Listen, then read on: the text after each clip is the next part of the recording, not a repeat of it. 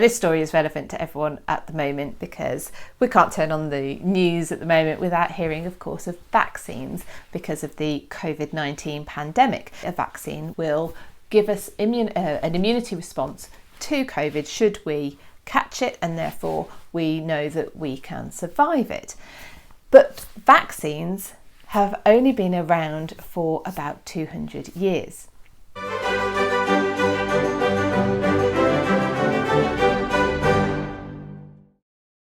There was a disease called smallpox, which if any of you are Tudor fans, you probably remember that Elizabeth I caught smallpox and was very, very ill with it. And one of her female attendants, I think it was Mary Shelton, that's off the top of my head, got it very, very severely and was severely scarred for the rest of her life.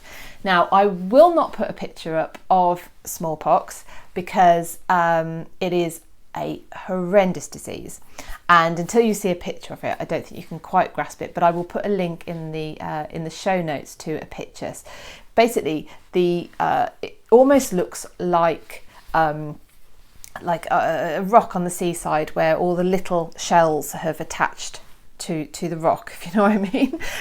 It's almost like that on the skin, so you can see immediately that it would be very difficult not to become scarred from it. But it was also not just, it didn't just mean that people who came out of it were scarred. It was a killer. It was an extremely serious disease, and it came in waves throughout the centuries. But in 1796, things started to look up. There was a Gloucestershire doctor called Edward Jenner, and where he lived in Gloucestershire, a place called Berkeley, it's basically in the middle of the countryside, so it's a very rural area. And what they'd begun to notice was that milkmaids who would physically milk the cows, obviously in those days, when the cowpox was going around, they would also catch the cowpox, and these would cause pustules on their hands.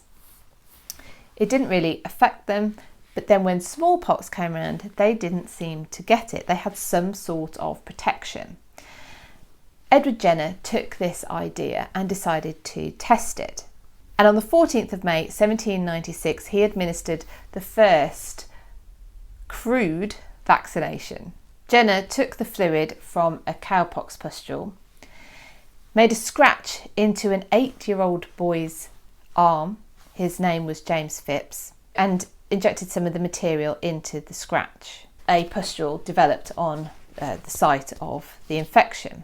And then on the 1st of July, Jenner administered some of the smallpox disease into another scratch on the boy. But no disease developed. This vaccination had been successful. There's a few caveats we should put to the Jenner story.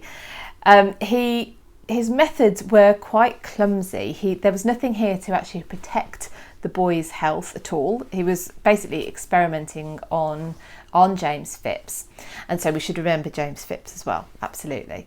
But Jenner wasn't working completely off an idea from thin air. Not only was there anecdotal evidence that the milkmaids weren't catching smallpox, but there actually was already inoculations against smallpox carried out in other parts of the world. So this idea is that you get a milder form of the disease or a similar disease, and therefore you have an immune response ready to kick in should you get the more severe disease or strain of a disease.